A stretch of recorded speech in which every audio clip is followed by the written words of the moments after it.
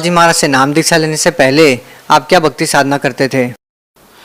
जी वैसे तो मनुष्य जन्म मिलने असंख्य मनुष्य जन्म हमें मिले हैं और परमात्मा की खोज के लिए हम कब से भटक रहे थे। लेकिन दास का जन्म जब हुआ 15 साल की उम्र के बाद में परमात्मा की खोज में मैं लग गया था। और मालिक की प्रेरणा से जब मैं 8 और 9 के अंदर में पढ़ रहा था तो हम एक मामोसा के घर पर एक गीता जी की किताब पढ़ी थी। उसके 18वां अध्याय मेरे को बहुत अच्छा लगा तो मैंने एक डायरी के अंदर उसको उतार दिया। उसके बाद में उसका धीरे हमेशा पाठ करता रहता था और उसके साथ पढ़ाई भी करता था। तो धीरे धीरे मेरी जिज्ञासा भक्ति मार्ग में और बढ़ती गई।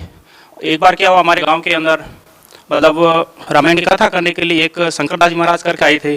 तो वो मैंने कथा ही सुनी, बहुत अच्छी लगी। फिर उन्होंने मेरे को उपदेश दिया था, उन्होंने मंत्र दिया था श्री राम जय जय राम। तो उनका मैंने बहुत सा मतलब काफ़ी दिन तक दाव किया। उसके बाद में और भक्ति मार्ग आगे बढ़ा और उसके बाद में मेरे को एक नाथ जी संप्रदाय के गुरु मिले थे। फिर उन्होंने मेरे को नाम उपदेश दिया, उससे भी संतुष्टि नहीं हुई। फिर बाद में गीता जी का पाठ करता रहा। एक हमारे संत हुए थे राम सुखदास जी महाराज। तो राम सुखदास जी महाराज के भी सत्संग में खूब ऋषिकेश भी जाता था, तीर्थों में व्रतों में हर जगह मतलब जहाँ भी जा परमात्मा की खोज में हमेशा मेरे लिए भटक रहा था। तो उसके साथ सोमवार का व्रत करना है, जैसे मंगलवार का व्रत है, जो शास्त्रों में बताया था उसके अनुसार मैं करता था। पुराणों का हमेशा पाठ करता था। और एकादशी का व्रत है, अनंत चौदस का व्रत है। इस तरह जो हिंदू धर्म में हमारे प्रचलित जितनी भी भक्ति मार्ग की जितनी भी साधनाएं थी वो मैं क्या करता था। जब चातुर्मास आता था तो उस समय मैं वो चातुर्मास के जो नियम बताए हुए थे वो, जैसे मौन व्रत धारण किया था मैं 2 महीने तक किसी से बोला नहीं था। इसके अलावा मतलब वो दाढ़ी बजा देना और जैसे चौमास के अंदर चातुर्मास के अंदर धरती पर नीचे सोना, जो भी वो नियम बताए हुए थे वो करता था। इसके अलावा मैं गांव के अंदर जब एकादशी का व्रत होता था, गांव वाली महिला भी आती इकट्ठी होती और मैं उनको सबको व्रत के बारे में जानकारी देना, छोटी मोटी कथा करना, इस तरह से वो मैं काम किया करता था। सर आप संत रामपाल जी महाराज जी की शरण में कैसे आए? तो इस तरह से हम क्या भटकते भटकते जब परमात्मा की हर जगह पूछते भाई कोई ऐसा संत मिले हम भगवान के बारे में बताए। तो एक बार क्या हुआ, सोचत के एक भगत हैं जिनका नाम हजरीमल जी हैं और उन्होंने नाम ले रखा था गुरुजियों से, रामपाल जी महाराज जी से। तो वो क्या वो सत्संग में हरियाणा जाया करते थे। वो क्या हमारे गांव में कपड़े बेचने के लिए आते थे। तो उन्होंने पूछा, उन्होंने कहा भी आप हर एक जगह सत्संग में जागरण में जाते हो तो एक हरियाणा के अंदर एक बहुत अच्छे संत हुए हैं जो गीता वेद बाइबिल कुरान और गुरु ग्रंथ साहिब सब शास्त्र के आधार पर वो सत्संग करते हैं और बहुत अच्छा ज्ञान बताते हैं। तो उन्होंने बात बताई तो हमें बहुत अच्छी लगी। तो भाई हमने सोचा भाई हमें चलना चाहिए और वहाँ सत्संग सुनना जरूर चाहिए। तो हमारे एक साथी था जो हम 2 जन हम तैयार हुए थे। उस समय वो ज्येष्ठ महीना था।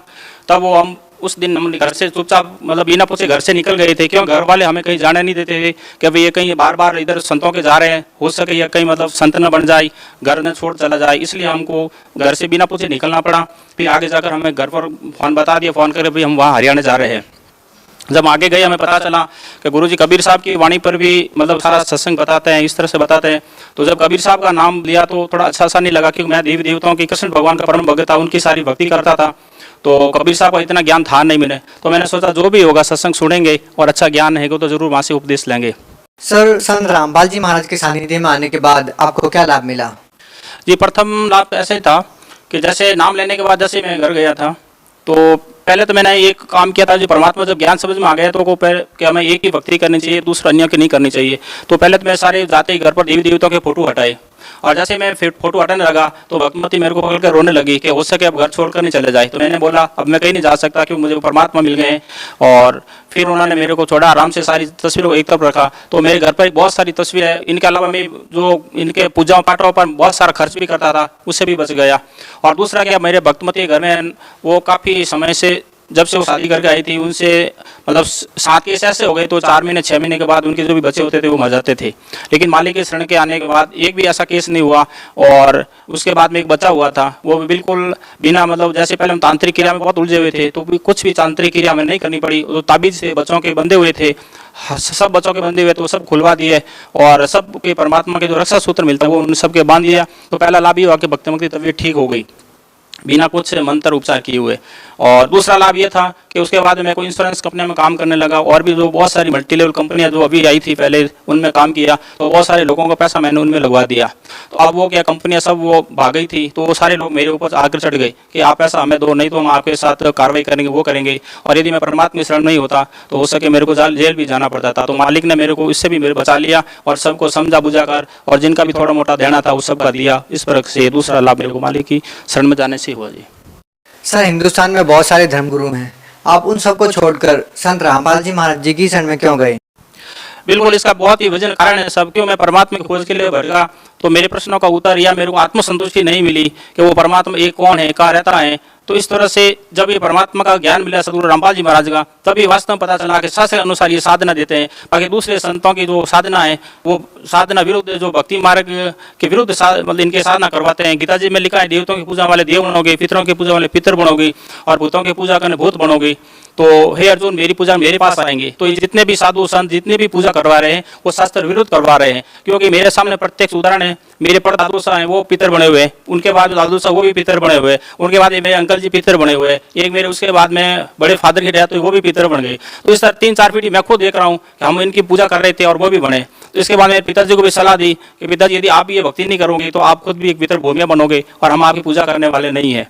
तो ये इन जो संतों के पास है ये बिल्कुल शास्त्र विरुद्ध ज्ञान है। और गीता जी में कहा कि अर्जुन, शास्त्र विधि को छोड़कर जो मनमाना आचरण करेगा, पूजा करेगा, वह न सिद्धि को प्राप्त, न परम गति, न सुख को ही।